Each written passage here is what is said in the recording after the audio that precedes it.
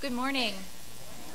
My name is the Reverend Chris Hockman, and I am so pleased to be here with you all this morning. I'd like to give a special welcome to our visitors, and if we have not met yet, please come see me or call me.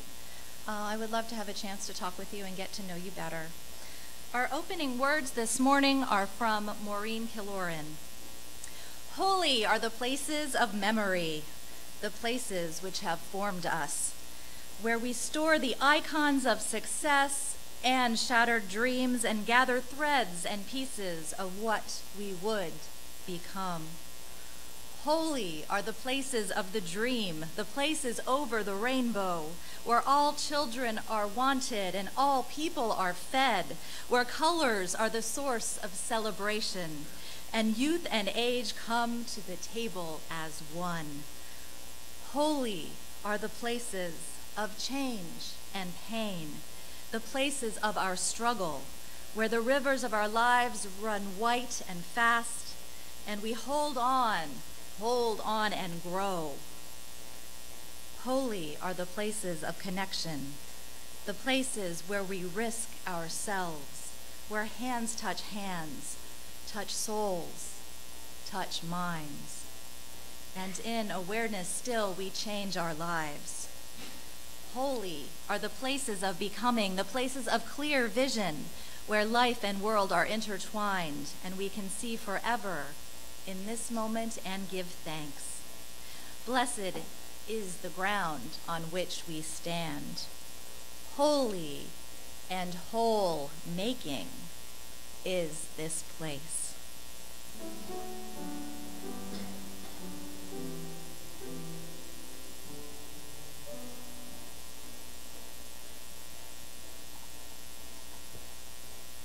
Thank you so much for participating so genuinely. I think what we'll do, beginning next week, is take our journal entries. If you can remember, the service is about memory, to make your journal entries before the service starts. The book will be up here. That way we can have everything written down, and folks will still have the opportunity to light the candles, but we will be able to move ahead with the journal entries already having been made.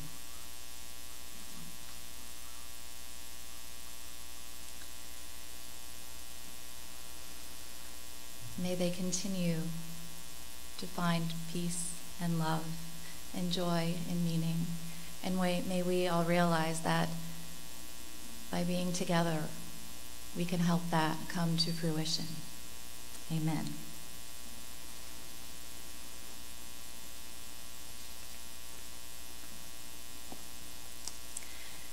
So our reading today is from a Unitarian Universalist minister named Mary Catherine Mourn.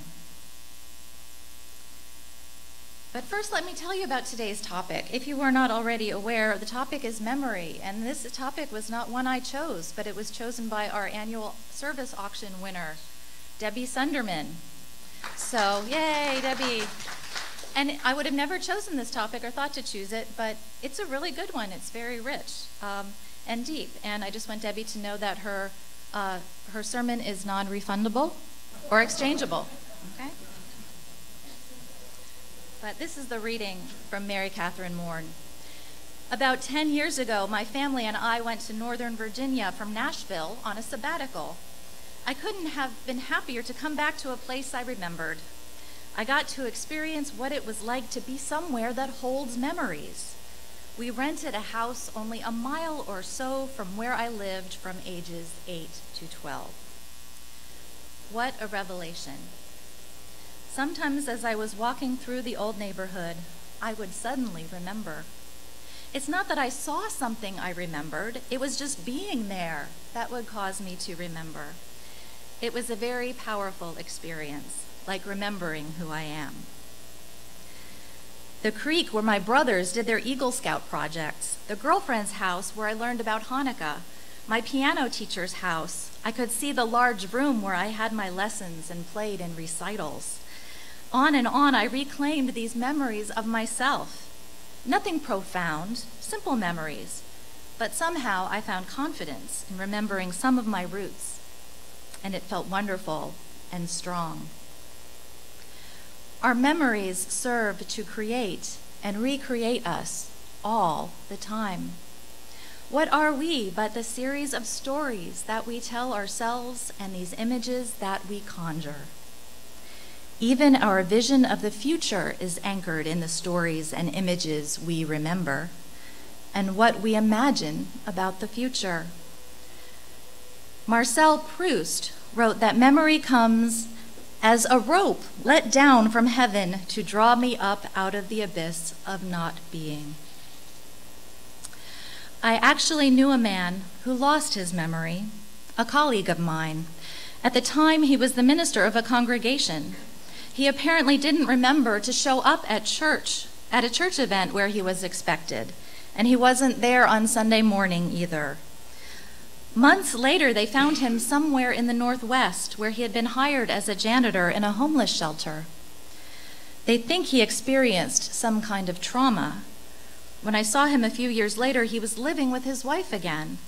He had even preached at the UU Fellowship near their new home. As far as I know, he has never remembered his earlier life, nor what happened that took him so near the abyss of non-being. And maybe you've heard the story about the holiday ham, the family that cut 3 inches off the end of the ham before placing it in the roasting pan. When a newcomer to the family asked why they did it, they were left uncertain. Finally, an elder relative remembered that her mother's roasting pan had been too small to hold a full ham. We always had to trim off that much to make it fit in the pan, she said. So we have to take care with the stories we tell. Watch what they are telling us about ourselves. Watch that we do not waste perfectly good ham for no reason at all. There are a couple of common ways that memories hold us back from living fully and living well. If we dwell in an idealized vision of the past, we pass the present time without noticing its unique and beautiful gifts. We will sleep or daydream through our lives. If we define everything about this day by means of a memory of abuse or illness or some other terrible thing from the past, we will likewise sleep fitful and troubled through this day. In either of these ways, we create our own kind of non-being. The challenge with memory is to hold it lightly, to avoid being trapped in the comfort or terror of any of it for too long. Because while memory forms the roots that hold us, it is only part of what is real now. And it only hints at what is possible in the next moment. In religious community, we have the gift of our own small stories, encountering the larger human story. We have the gift of putting our memory in the context of what is beyond our singular lives, the gift of seeing and remembering the connections, of remembering that we are part of something larger than ourselves, that our stories matter, but they are not the whole story. In my experience, this perspective makes all the difference in the world. When I forget that I am part of something larger than myself, I can get angry in my loneliness. I despair at how little difference I can make. I focus on disappointment. When I am reminded of the larger human story, of the potential of human community, I discover, rediscover, remember courage and hope. That's why I consider memory and hope the pillars of our spiritual association with one another. I know in my own life what leads to courage and hope. It's remembering the struggles and triumphs of the human story. I remember hope and courage whenever we gather to witness, gather to celebrate compassion, love, and justice. It's no small thing we do, friends, when we remember the best that we are, and when we share that with the world.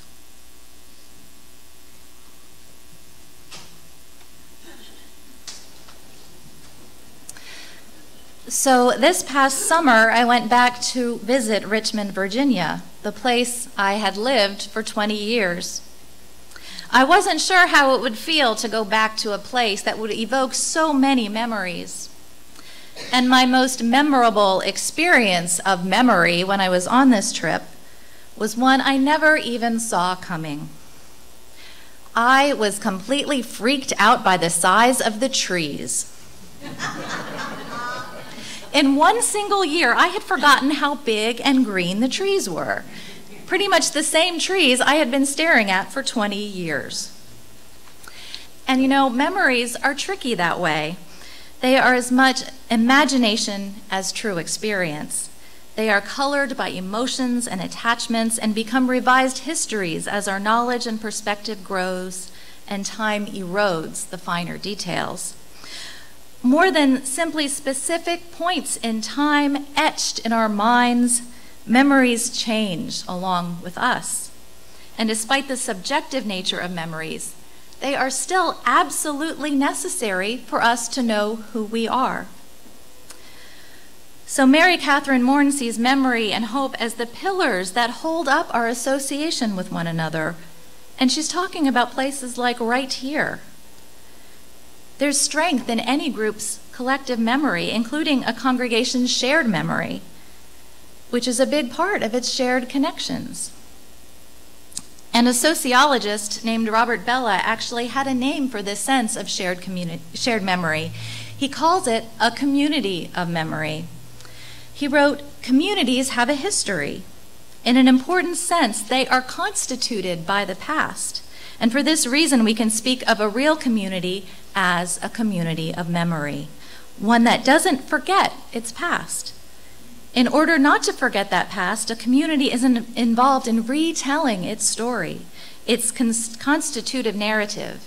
And in so doing, it offers examples of men and women who have embodied and exemplified the meaning of the community.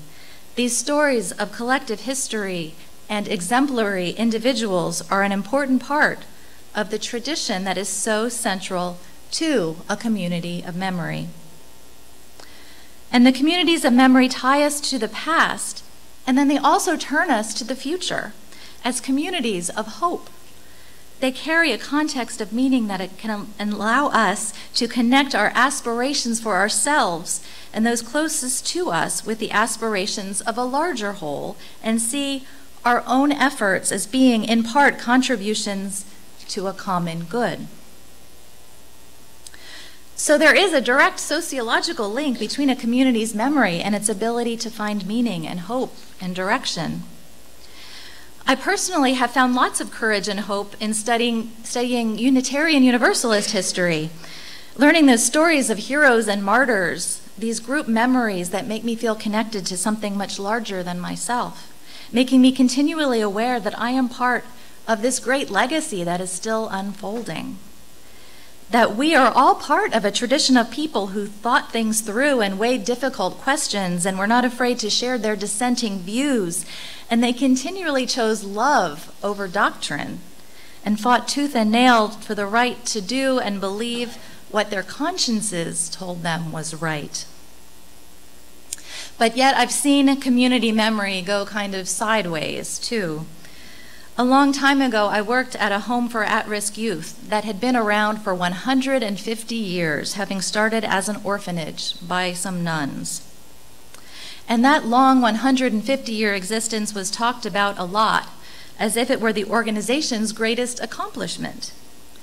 And the organization's director, who had been there for decades, loved to tell stories about a long time ago when they served very little children, and they would have Christmas morning in the gym that was filled with presents, and how wonderful it was to experience the children's joy Christmas morning when they entered the gym and saw what Santa had left them. But these stories did not sit well with me. I came into the organization when its state license was under probation, and an employee had recently been caught stealing hundreds of thousands of dollars from the organization and its donors. So this weird focus on the past seemed like avoidance at best, or kind of delusional at worst. Maybe for longtime staff members, these memories did bring meaning and hope for the future. But I would have felt better hearing them speak about fixing the problems of the present. Eventually, the organization really did get its act together and began to do really great work with at-risk youth. but it took a newcomer from the outside to make it happen. My takeaway from all of this is that there needs to be a healthy tension between the past and the present and the future. If the formula is off just one tiny little bit one way, a group may become mired in the past and unable to move forward. Or it may be stuck in the present with nowhere to go, with no grounding in the past. The Buddhists, as we've heard earlier with Lauren's story, have a lot of useful advice when it comes to the presence of memories in our lives. And they're really good at describing the pitfalls of memory and how to deal with them. Dr. B. Kusuma, a Buddhist nun from Sri Lanka, says memory is a natural and helpful function of our mind that provides learning and coherence to our living. But if we don't know how to channel and manage our memory in a skillful way, it can create unnecessary problems. Memory can actually be a cause for anger and greed and pride and egotism. She says we tend to think of memory as a record of what actually happened. If we have a memory of meeting with someone yesterday, we think that's what actually took place. But this really isn't even true. Memory is selective and often quite biased. We construct our memory based on what we pay attention to. We may focus on one thing and ignore something else. And if we pay attention to the negative things around us, we'll create a negative memory.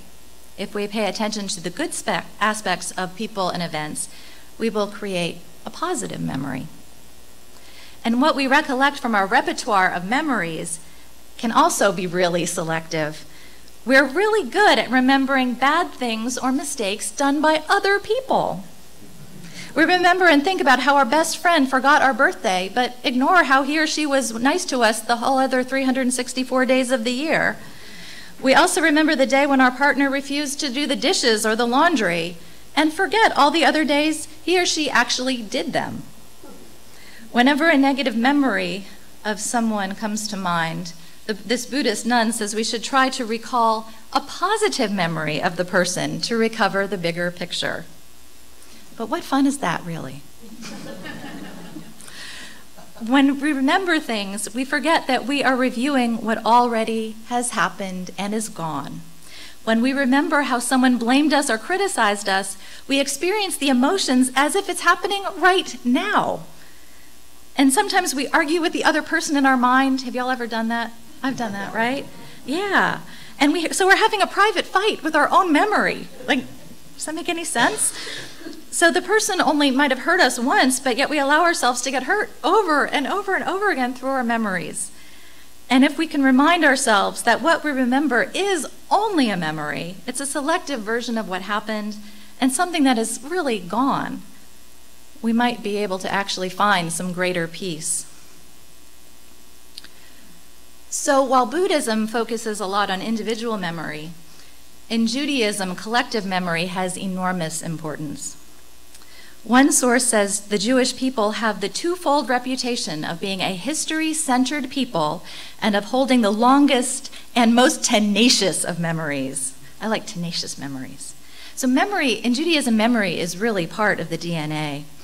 It was social scientist Maurice Halbach who coined the notion of collective memory as something transmitted through the conscious efforts and institutions of a particular group. For Jews, collective memory flows through ritual and recital. The injunction to remember appears multiple times in the Hebrew Bible, and the Hebrew Bible also instructs the Israelite nation not to forget its identity. One active way of remembering in Judaism is through the practice of rituals. For instance, the Passover Seder, the ritual meal that celebrates Jewish freedom from slavery in Egypt, is really one of the best examples of bringing memory into present reality. It's a reenactment of a historical moment in which it is said, "In each and every generation, let each person regard him or herself as though they had emerged from Egypt." You can see here the encouragement to bring the lessons of the past into the present moment. And of course, collective memory is also present in Christian rituals, such as the Catholic Mass, that has changed very little over more than 1,000 years, and the broader Christian practice of Holy Communion, the reenactment of Jesus' Last Supper. So it's not only the rituals themselves that create the meaning for the participants, it's the fact that they're repeated across generations and provide a collective history and memory that is also significant. The rituals provide unity to practitioners throughout the world and throughout the generations. And although our own Unitarian Universalist rituals may be much younger and much less formal, their creation and perpetuation of collective memory works the exact same way. So as our consideration of memory and spirituality comes to a close today, I invite you to think about how memory influences your own life, your spirit, and your well-being. Are memories a positive force in your life or a negative one, or both? Are your past and your present and your future in balance? What about here in this congregation? How may our community of memory be influencing who we are today and where we are going? Memory is a spiritual concept because memory is embedded in who we are. It is a way we orient ourselves in the world, and it shapes and reshapes who we are, both as individuals and as how we are together. And positive use of memory, both individual and collective, can provide us the grounding and the knowledge and the inspiration to lead us into the future with hope.